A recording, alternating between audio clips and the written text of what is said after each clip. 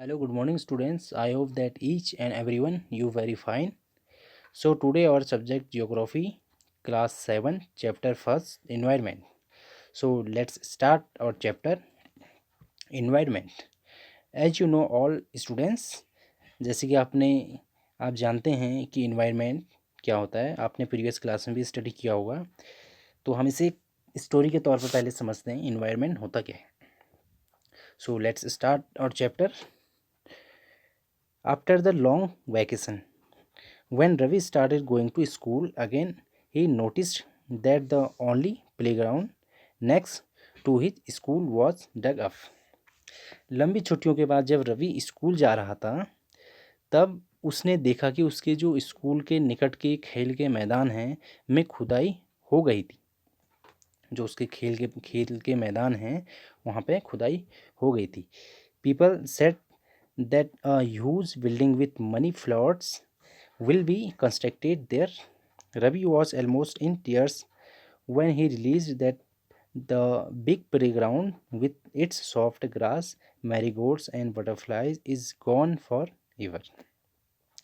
इसके बाद वहीं एक मैदान उनके खेलने के लिए जहाँ पे था, लोगों ने बताया कि वहाँ अनेक जो प्लॉट या फ्लैटों वाली एक बड़ी इमारत बनेगी। जब रवि को समझ में आया, इसके बाद क्या हुआ, he share his feeling with his classmates. उसने अपने क्लासमेट्स में अपनी बातें शेयर की। जब रवि को समझ में आया कि उसने अपनी क्लासमेट्स को शेयर की बातें, he share his feeling with his classmates. In the assembly the principal to sadly absorb see how our environment is changing. इसके बाद जब सुबह की जब असेंबली हो रही थी तो प्रधानाचार्य ने भी बहुत उदासी से कहा, देखो कैसे हमारा पर्यावरण बदल रहा है और इन्वायरमेंट इज चेंजिंग। नेक्स्ट हम पढ़ते हैं, in the class Ravi asked his teacher. जब कक्षा में पहुंचकर रवि ने अपने शिक्षक से पूछा, व्हाट इज इन्वायरमेंट। इन्वायरमेंट क्या है, पर्यावरण क्या है। Whatever you see in your surroundings said the teacher. जब कुछ भी आप अपने आसपास देखते हो, शिक्षक ने बताया। जब कुछ भी आप जो भी आप अपने आसपास देखते हो, शिक्षक ने बताया। इसके बाद हम पढ़ते हैं, Ravi thought aloud that means the school building tables chairs in the classroom even that open field the road the garbage my friends all are parts of our environment. इसके बाद टीचर ने कहा, जब रवि कहने लगा, इसका अर्थ है कि जैसे स्कूल भवन या मेज कक्षाओं में जो भी कुर्सियाँ, यहाँ तक कि खुला मैदान, रोड, कूड़ा करकट, मेरे दोस्त, ये सभी हमारे ही पर्यावरण के अंग हैं। नेक्स्ट हम पढ़ते हैं, यस सेड द टीचर। इसके बाद हाँ, शिक्षक ने कहा, बट वेट, लेकिन ज़रा रुको, some objects are created by nature, for example mountains, rivers, trees, animals. Others are made by people, for example roads, cars, clothes, books. जैसे कुछ वस्तुओं का निर्माण प्रकृति ने किया है, जैसे माउंटेन्स हो गए या रिवर्स, ट्रीज, एनिमल्स, ये सभी प्राकृतिक हैं। Other are made by people, जो अन्य हैं उनको पीपल ने बनाया है। फॉर एग्जांपल के जैसे रोड्स हो गई एंड कार्स, क्लोथ्स, बुक्स, इन सभी को पीपल ने ही मेड किया है। एंड जो हमारे माउंटेन्स हैं, रिवर्स है, ट्रीज है, एनिमल्स है, ये सब नेचुरली है। Now work in pairs, make a list with your classmate sitting next to you of the creation of nature and by human beings. अब दो दो छात्र मिलकर कार्य कीजिए, अपने जो भी निकट बैठे सहपाठी के साथ मिलकर प्रकृति एवं मानव निर्मित वस्तुओं की सूची बनाइए। Human beings. Next, Ravi, Paramjit, जैसे, Mustafa, Asha were all excited about making the list. Why is your environment changing. आप यहाँ पे रवि, परमजीत, जैसी, मुस्तफ़ा, आशा सभी यह सूची बनाने के लिए उत्सुक थे, एक्साइटेड थे। तब क्या हुआ, why is our environment changing. Iqbal ने पूछा हमारा पर्यावरण क्यों बदल रहा है। About making the list, why is our environment changing, asked Iqbal. Iqbal ने पूछा। It's all because of our needs, और ये दिन पर दिन हमारी जो ज़रूरतें हैं, ऐसा हमारी ज़रूरतों के कारण होता है। नेक्स्ट हम पढ़ते हैं,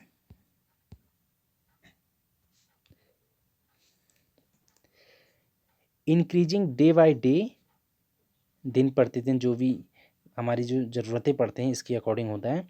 we are there for modifying and at times even dusting our natural surroundings, the teacher replied.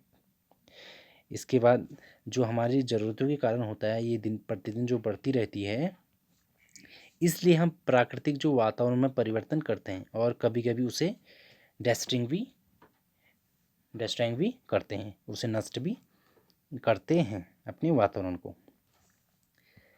Next है, from the above conversation you understand that the place, people, things and nature that surround any living organism is called environment.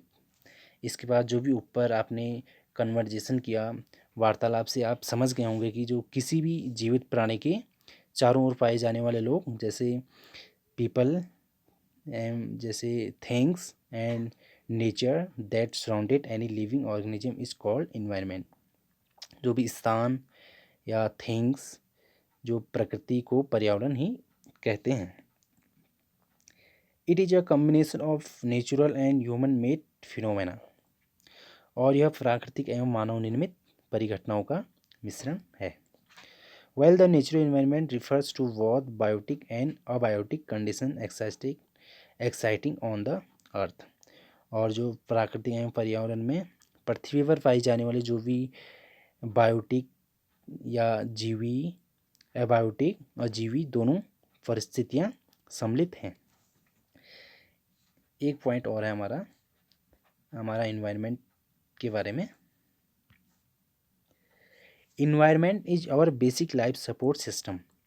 जो environment है, पर्यावरण, हमारे जीवन का मूल आधार है। It provides the air we breathe, the water we drink, the food we eat and the land where we live. यह हमारे सांस लेने के लिए हवा, पीने के लिए जल, खाने के लिए भोजन एवं रहने के लिए भूमि प्रदान करता है। How do human beings modify this natural environment. जो मानव इस प्राकृतिक पर्यावरण में कैसे परिवर्तन करता है। The car firms pollute the air, water is collected in a pot, food is served in vessels and land is use to build factories. और जो भी कार का धुआं वायु को प्रदूषित करता है, modify natural environment, the car firms pollute the air, जो कार का धुआं होता है ये हमारे नेचुरल को जो भी प्रदूषित करता है, वायु को जो पानी को पात्र में एकत्रित किया जाता है, पानी को पात्र में एकत्रित किया जाता है जब, तो भोजन को बर्तनों में परोसा जाता है और भूमि पर कारखानों का जो भी निर्माण होता है, इसके बारे में। Human beings make cars, mills, factories and manufacture containers, this is how human beings modify natural environment. और जो भी मानव कार या मिल, कारखानों एवं बर्तनों का जो निर्माण करता है, इस प्रकार से जो भी मानव, ह्यूमन बींग्स, मानव प्राकृतिक पर्यावरण में परिवर्तन करता है, मॉडिफाई नेचर इन्वायरमेंट। नेक्स्ट हम फिगर से भी इसे समझते हैं, our environment. So students, component of environment. अब ये इन्वायरमेंट जो हमारा है, अब इसमें जो ह्यूमन मेड है, ह्यूमन द्वारा जो बनाई चीज़ें हैं, ये यहाँ शो हो रही हैं, देखिए। ह्यूमन द्वारा जो मेड है, buildings and parks, bridges and industries, roads, ये चीज़ें ह्यूमन मेड हैं। एंड जो हमें नेचुरली मिलता है, वाटर, एयर, ये चीज़ें हमें नेचुरली मिलती हैं। ये इसका सर्कल डायग्राम।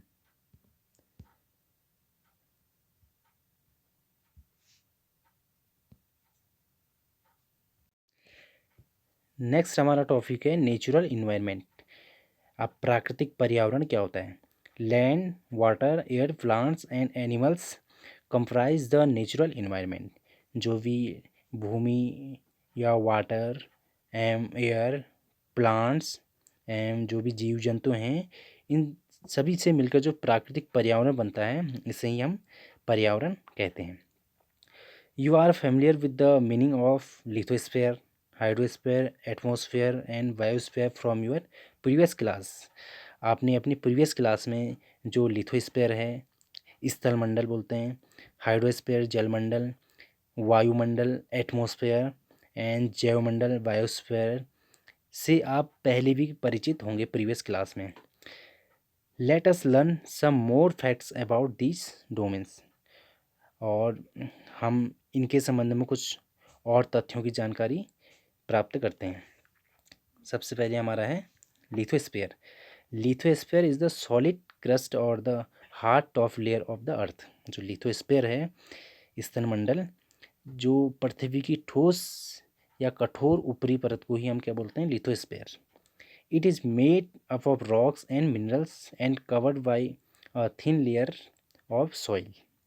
और यह जो बनी है, ये मिट्टी की पतली परतों, जो मतलब चट्टानें हैं या खनिजों से मिलकर बनी हैं। एंड जो मिट्टी की पतली परत से ढका होता है, जैसे it is irregular surface with various landforms such as mountains, plateaus, plains, valleys.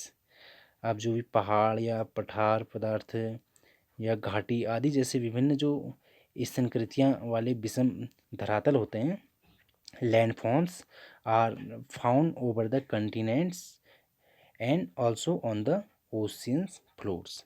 ये सभी जो हमारे ओशियंस हैं, इनकी सतह पर पाए जाते हैं, या स्थानकृतियाँ जो महाद्वीप से हैं, ये सब इसकी सतह पर पाए जाते हैं, लिथोस्फीयर्स। नेक्स्ट हमारा टॉपिक है lithosphere is the domain that provides us forests and grasslands for grazing, land for agriculture and human settlements. It is also a source of mineral wealth. अब जो लिथोस्फीयर है, स्तनमंडल, यह वह क्षेत्र है मतलब जो हमें फॉरेस्ट, वन, कृषि एवं मानव बस्तियों के लिए भूमि पशुपालन करने के, चरने के लिए घास स्थल प्रदान करता है। यह खनिज संपदा का भी एक स्रोत है। इट इज ऑल्सो, जो भी ये खनिज है, संपदा का भी एक स्रोत है। ये हमारी जो अर्थ है, इस अर्थ में इतनी लेयर्स हैं, ये आप फिगर में देखिए, एटमॉस्फेयर, बायोस्फेयर, हाइड्रोस्फेयर, लिथोस्फेयर। इसके बारे में हम और डिटेल में स्टडी करेंगे।